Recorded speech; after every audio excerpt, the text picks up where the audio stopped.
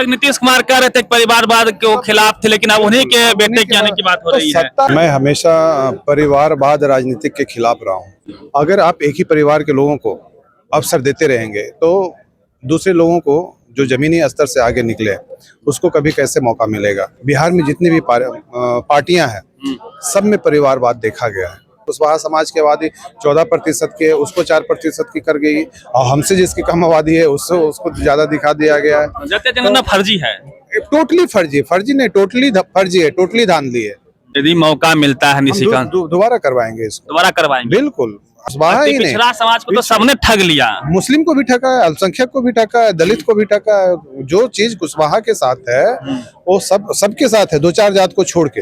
हम लोग से मेहनत करवा रहे हैं और उसका जो मजा है वो अपना सत्ताधारियों ले रहे हैं, और उसके बदले छोटा छोटा पोस्ट, किसी को जिला अध्यक्ष बना दे रहे हैं, किसी को उपाध्यक्ष बना रहे हैं। मतलब 2 वक्त का हमें खाना तो दे रहे हैं, लेकिन पिंजड़े में कैद करके। माननीय उपेंद्र कुशवाहा जी के साथ लोकसभा इलेक्शन में क्या हुआ, मतलब एक टिकट दिया गया, वो भी साजिश के तहत हरा दिया गया है। बिहार विधानसभा का चुनाव नजदीक है और तमाम पार्टियां कमर कस चुकी है, लगभग तैयारियों में जुट चुकी है। निशिकांत कुशवाहा जी लगातार कई महीनों से जनता के बीच जा रहे हैं, जन आशीर्वाद यात्रा के नाम से वो मैदान में है। और वहीं नीतीश कुमार के बेटे निशांत के भी राजनीति में आने की बात लगातार हो रही है। पूरा टीवी अखबार इसको कवर कर रहा है। नीतीश के बेटे निशांत राजनीति में आएंगे, क्या उनकी कुर्सी वो संभालेंगे, या फिर जो जमीन पे जिनके पांव फटे हैं, जो दुख दर्द को समझते हैं, वो सत्ता में आएंगे। ये बड़ा सवाल है, क्या राजा का बेटा ही राजा बनेगा? इसी पे सवाल करेंगे। निशिकांत सर हैं। नीतीश के बेटे की एंट्री हो रही है राजनीति में, हो सकता है कि नीतीश के बाद निशांत की बात लगातार लोग कर रहे हैं। मैं हमेशा परिवारवाद राजनीति के खिलाफ रहा हूँ, क्योंकि उसमें यही होता है कि एक ही परिवार को अवसर दिया जाता है।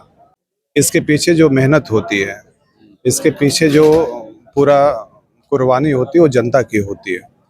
अगर आप एक ही परिवार के लोगों को अवसर देते रहेंगे तो दूसरे लोगों को जो जमीनी स्तर से आगे निकले उसको कभी कैसे मौका मिलेगा। ऐसा नहीं है कि उन्हीं से कम कोई काबिलियत है या कम टैलेंटेड है। तो आप देखे होंगे कि जहाँ पे भी परिवारवाद आया है तो एक समय के बाद, चाहे कोई भी दल के परिवारवाद की मैं बात करूं, मैं किसी एक पार्टी की मैं बात नहीं कर रहा हूं, बिहार में जितनी भी पार्टियां हैं सब में परिवारवाद देखा गया है, सभी में। अब तक नीतीश कुमार कह रहे थे परिवारवाद के खिलाफ थे, लेकिन अब उन्हीं के बेटे के आने की बात हो रही है। सत्ता ऐसा चीज है कि किसी को छोड़ने का मन नहीं करता है। मतलब मोह माया जो है ना, वो बहुत बड़ी चीज है। और जब तक बिहार का या किसी भी राज्य का या किसी भी देश का विकास नहीं होगा, जब तक आप निस्वार्थ भावना से सेवा नहीं करेंगे।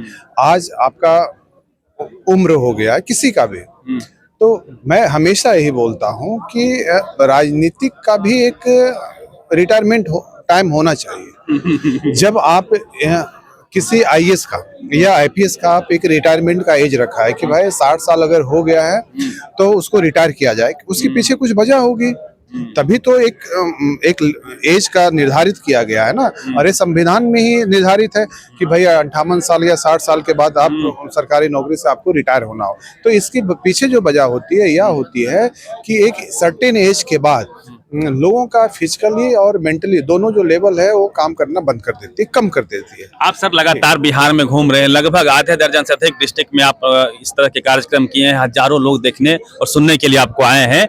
कहाँ क्या कमियां देख रहे हैं, कहाँ क्या कुछ ठीक करने की आवश्यकता आपको दिख रही है? अच्छाइयाँ तो कुछ दिख ही नहीं रही है। मतलब अच्छाइयाँ कुछ दिखे तब मैं कमियां को गिनाऊं, यहाँ पे सिर्फ कमियां ही कमियां हैं। अगर देखा जाए तो पिछले मतलब वर्षों से कोई विकास ही नहीं हुआ, चाहे वो स्वास्थ्य का क्षेत्र हो।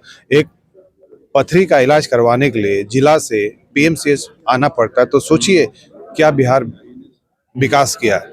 पथरी ऐसा कौन सी बीमारी है जो इतनी बड़ी, हार्ट का कोई सर्जरी नहीं है, ब्रेन न्यूरो का कोई सर्जरी नहीं है, तो एक छोटी छोटी बीमारी का इलाज भी अगर आप तो जिला स्तरीय पे भी आप अगर उसका उपचार नहीं कर रहे हैं तो इसी को आप बिहार का विकसित बिहार मानते हैं।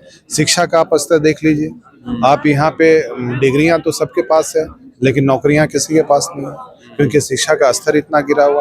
कानून व्यवस्था देख लीजिए, अपराधी को आप सजा देने का काम नहीं करते हैं, एक अपराधी गुनाह पे गुनाह किए जा रहा है, महिलाओं को आप सम्मान नहीं दे रहे हैं, अधिकार नहीं दे रहे हैं, आप कानून व्यवस्था को ठीक नहीं कर रहे हैं, पलायन को आप रोकने का काम नहीं कर रहे हैं। मैंने अभी वही बोला कि 40 साल की उम्र में मैंने 40 कंपनियां भी नहीं सुना है कि बिहार में आई है। सोचिए कैसे बिहार विकास करेगा। वही अगर हम गुजरात की बात करें तो 40 दिन में कम से कम 400 कंपनियां लगती है।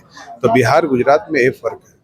मतलब इंफ्रास्ट्रक्चर पे ध्यान देने की बिल्कुल आवश्यकता है। बिल्कुल बिल्कुल। एक सबसे बड़ा सवाल यह है कि जातीय जनगणना हुई, जिसकी जितनी संख्या भारी उसकी उतनी हिस्सेदारी की बात सभी लोग कर रहे हैं, लेकिन अभी भी अति पिछड़ा समाज जो 36% है उसको जगह नहीं है। भागलपुर में है, यहाँ आज तक कुशवाहा समाज संख्या अधिक है, लेकिन ये जो जनगणना हुई है उसमें सत्ताधारियों ने मतलब महापाप का काम किया है, बहुत बड़ा धांधली का काम किया है। पहले तो हमारे समाज को टुकड़ों में बांटा, फिर पिछड़ों अति पिछड़ों को बांटा, फिर दलितों को बांटा, और उसमें भी पूरा इन लोगों ने राजनीति करने का काम किया। जगह कहीं नहीं दे रहे, कहीं भी नहीं दे रहे हैं। जो हमारी कुशवाहा समाज की आबादी 14% की है, उसको 4% की कर गई, और हमसे जिसकी कम आबादी है उसको ज्यादा दिखा दिया गया है। जातीय जनगणना फर्जी है, टोटली फर्जी, फर्जी नहीं, टोटली फर्जी है, टोटली धांधली है, टोटली धांधली है, पूरी से पूरी तरह से धांधली है।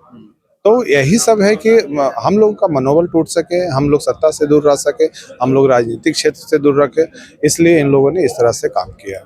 यदि मौका मिलता है निशिकांत दोबारा करवाएंगे इसको, दोबारा करवाएंगे। बिल्कुल। आगे सच्चाई को सामने में लाने में क्या है, सबको हिस्सेदारी मिलेगी, सबको मिलेगी, चाहे कुशवाहा ही नहीं। पिछड़ा समाज को तो सबने ठग लिया, मुस्लिम को भी ठगा है, अल्पसंख्यक को भी ठगा है, दलित को भी ठगा है। जो चीज कुशवाहा के साथ है वो सबके साथ है, 2-4 जात को छोड़ के।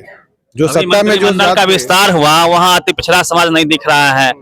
5-5 वोट कहाँ से आने वाला है वो देखने की जरूरत है। वोट अब जैसे कुशवाहा को लाया गया है तो भाई कुशवाहा कार्ड अभी खेला जा रहा है। आप सोचिए 4 महीना में आप कौन क्या विकास कर लेगा। अच्छा, एक सवाल है, क्योंकि पिछला लोकसभा चुनाव में आप एक्टिव भी थे, कुशवाहा समाज को बहुत तरजीह दी जा रही थी, है ना? सिर्फ कर रहा है कुशवाहा समाज को ये सत्ताधारियों ने बंदर मदारी वाला बस वही है। हम लोग से मेहनत करवा रहे हैं और उसका जो मजा है वो अपना सत्ताधारियों ले रहे हैं, और उसके बदले छोटा छोटा पोस्ट, किसी को जिला अध्यक्ष बना दे रहे हैं, किसी को उपाध्यक्ष बना रहे हैं। मतलब 2 वक्त का हमें खाना तो दे रहे हैं, लेकिन पिंजड़े में कैद करके रखे। क्या वक्त आ गया है कि यह समाज खुद राजनीतिक फील्ड में अपनी पार्टी या फिर आगे बढ़ के राज करे? बिल्कुल बिल्कुल।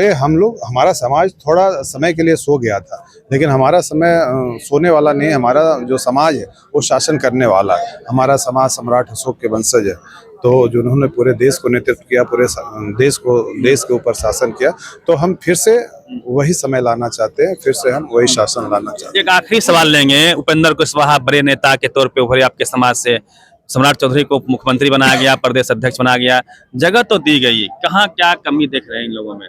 कैसे जगह दे? आपने अभी मीडिया में आपने देखा होगा कि माननीय उपेंद्र कुशवाहा जी के साथ लोकसभा इलेक्शन में क्या हुआ। मतलब एक टिकट दिया गया, वो भी साजिश के तहत हरा दिया गया है, और फिर वही वोट बैंक के लिए उनको कुछ उनसे जो कम उपलब्धि वाले लोग थे उनको 4 साल के लिए भेजा गया राज्यसभा।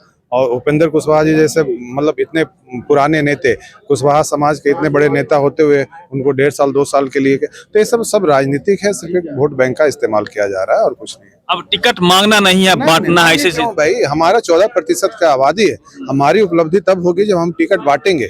हमारी उपलब्धि वो नहीं है कि हम टिकट मांगेंगे। हम क्यों मांगेंगे?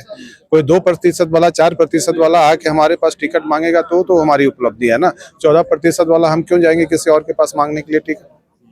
जब पार्टी बनाएंगे आप?